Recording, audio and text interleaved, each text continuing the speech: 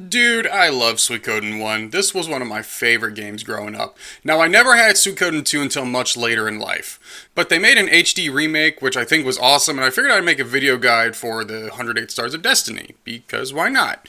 No one said this channel had to be just Final Fantasy.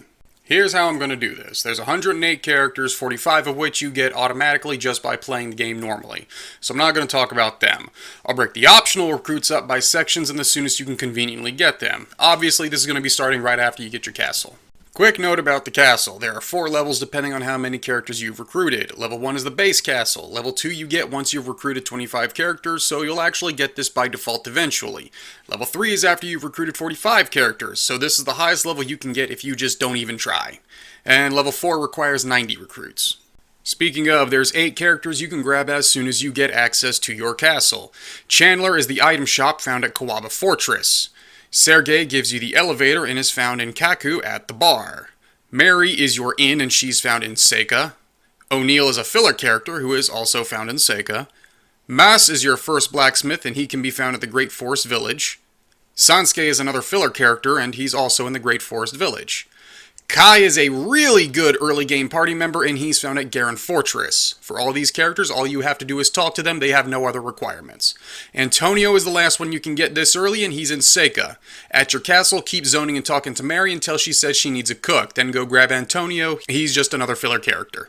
Our next block is in Koan after you break into Lapont's house. First up is Rock, whom you can actually recruit during your first walk through Lapont's house. He gives you the vault, you just gotta talk to him. After finishing the quest, put Jupo and Lapont into your party.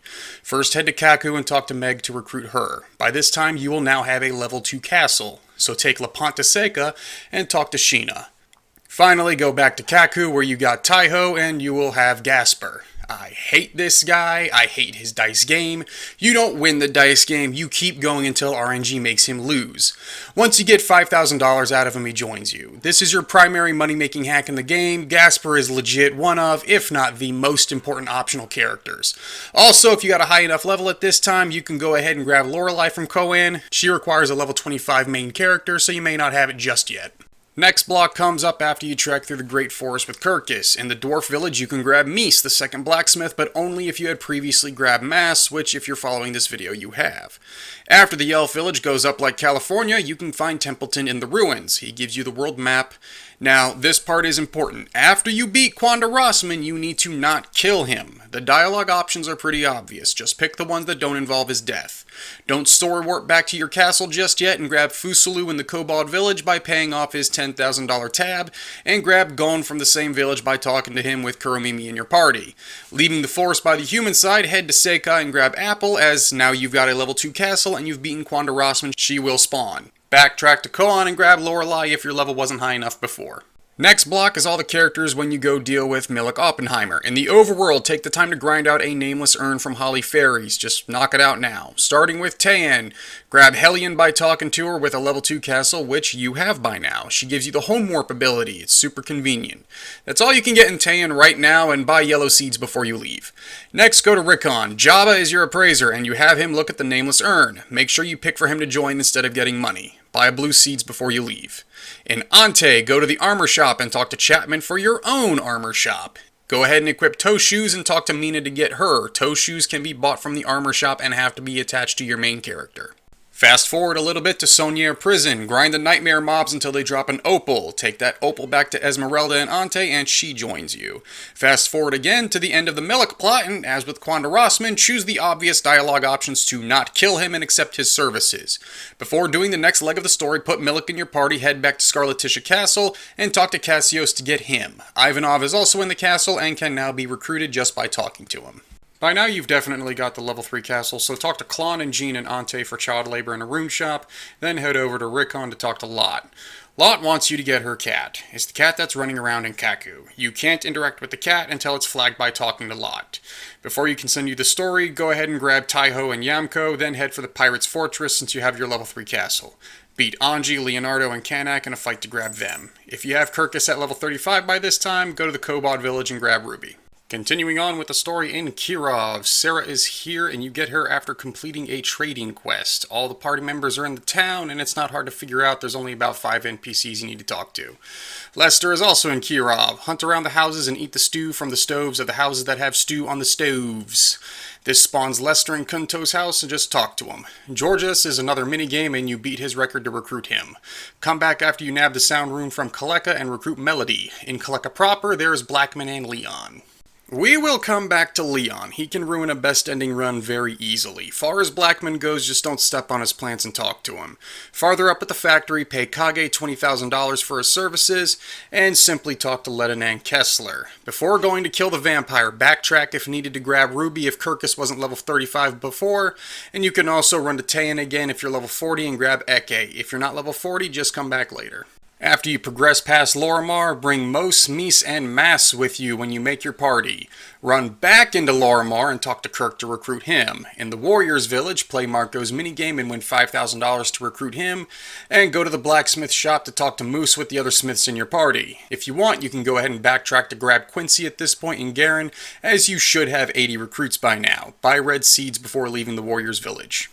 Moving on to the Temple of Klon, which for some reason shares the same name as a little boy, or maybe the little boy shares the same name as the temple, never explains. Give all the seeds you've brought with you thus far to Zen and recruit him. You need the level 3 castle as well, but that's just trivia knowledge at this point. Inside the temple, talk to Morgan, also with a level 3 castle. Go ahead into the cave and find the War Scroll and the Window Rune. Hugo in Klon Temple gets the War Scroll, and Window in the Warriors Village gets the Window Rune, both also requiring the level 3 castle. Play through the story and defeat Necklord, which, at this point, you should have 90 recruits and a level 4 castle if you've been following the video. Eke, Lorelei, Ruby, and Quincy are easy to forget about because you have to meet specific level or recruit requirements to grab them. Anyway, once you have the level 4 castle, you can trek through the Cave of the Past once again to find Crowley in a hidden nook. You can also backtrack to where you fought Necklord and grab Pesmerga. Also, Clive now starts showing up at Rickon's Inn. It's RNG, so just keep running in and out of town until he shows up. Alright, remember what I said about Leon Silverberg? We're going to come back to him. His recruitment window is very, very tight. Matthew has to not be busy with the plot. You have to have a level 4 castle, and this has to be done by the events at Moravia if you want to get all 108 Stars of Destiny by the point of no return. This window right here, after Necklord but before the dragons, is probably your best time. Talk to Leon, then talk to Matthew, then deliver Matthew's letter, then after some dialogue he joins. You can also do this after the dragons but before Moravia. Correct me if I'm wrong in the comments, but I believe those are the only 2 times you can recruit Leon on time, otherwise you have to wait until the final dungeon and you don't get the best ending. Back to business. Doing the Seek Valley stuff with the dragons automatically puts Humphrey in the party. Talk to Kreutz while Humphrey is conveniently with you and nab him from the Dragon Knights. Fuma is at the Dragon Knights HQ as well, and just talk to him with a level 3 or greater castle. After the dragons, but before the next story beat, throw all the smiths in your party and grab Mace from his hut in Seek Valley. If you wait until the final dungeon to do this, you'll miss Mace because you need 4 free party spaces. Almost done. After you beat Moravia and recruit Cassim, go back into the castle jail and talk to Vincent. On your way back to your castle, hit the northern checkpoint again and talk to Maximilian and Sancho. And last but certainly not least, after beating Shasarazad, go to your castle's jail and follow the prompts to recruit Sonya Shulin. Much like Kwanda and Milik, the dialogue choices are pretty obvious. And there you go, all the optional recruits in Suikoden I. To be honest, the only reason to collect them is for completion's sake. Gremio sucks as a character and you probably won't use him in your endgame party after you res him. Most of the characters are just filler and give you extra stuff to use in army battles, and the only ones worth a damn are the ninjas and the shop owners. And Gasper, that son of a bitch.